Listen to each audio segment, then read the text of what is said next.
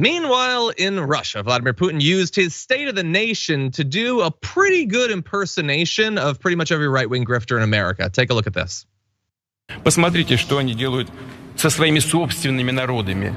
Разрушение семьи, культурной и национальной идентичности, извращение, издевательства над детьми вплоть до педофилии объявляются нормой их жизни. Элиты, прямо надо сказать, просто сходят с ума, и это, похоже, уже не лечится.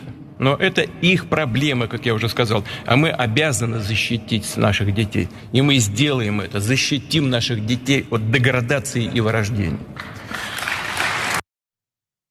I think he was just literally reading from a transcript of Matt Walsh. By the way, I love Vladimir Putin, who a case can be made that some people believe he might literally be the richest person on the planet, talking about the elites in other societies. Man, rich people love talking about the elites. But anyway, the main thrust of what he had to say there is perversion this, pedophilia that, gender ideology this. He's doing it in the same way as the right wing in America. He's doing it for the same reason as the right wing in America. He is hoping that if he flashes these things in front of you, you'll be so deluded by them that you'll be okay with him taking a couple 100,000 more young Russians and throwing them into a massive needless meat grinder in Ukraine.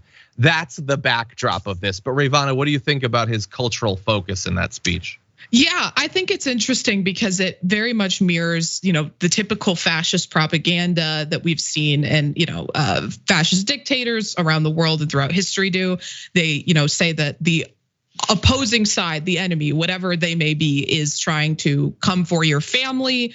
They don't want you to have a national identity because we know fascism plays heavily on extreme level of nationalism is necessary. One of the tenets of fascism. So just all of the things he's saying, it feels and it looks to me like a lot of the things I studied in history about the rise of fascism in other nations, but naturally, there'll still be a bunch of people in America who claim to be on the left who are celebrating this and saying that he did nothing wrong. So, I mean, it's gross, it's disgusting, but he also kind of laid the groundwork for this when he defended J.K. Rowling. Oh my God, yeah. Yeah, and by the way, many right wingers are just spreading video of his speech, and they're not saying anything. Just, what do you think about this? It's interesting, the things that he has to say. By the way, it wasn't all that he talked about. He did also talk about the war. He said at one point, it's impossible to defeat Russia on the battlefield. I mean, maybe ultimately, but they're doing a pretty good job anyway. And claims the very existence of Russia is at stake.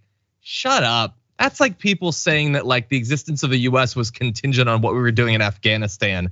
Don't listen to rich a-holes lying to you so they can kill your kids. Meanwhile,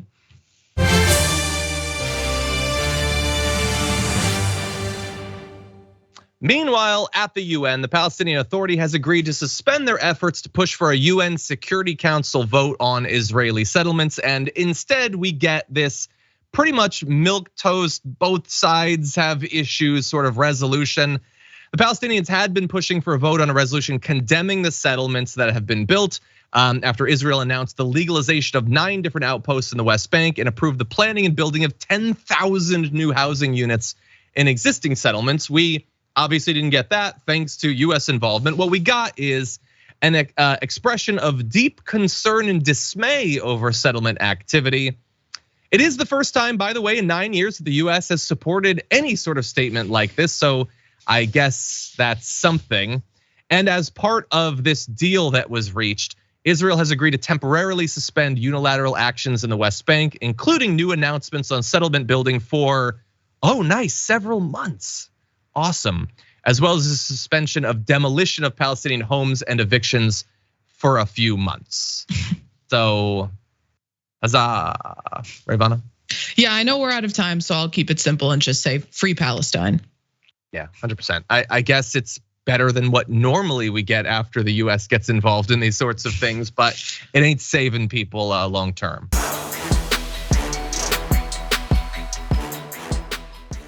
Check out the Damage Report podcast each day, wherever you get your podcasts, whether Pocket Casts or Stitcher or iTunes.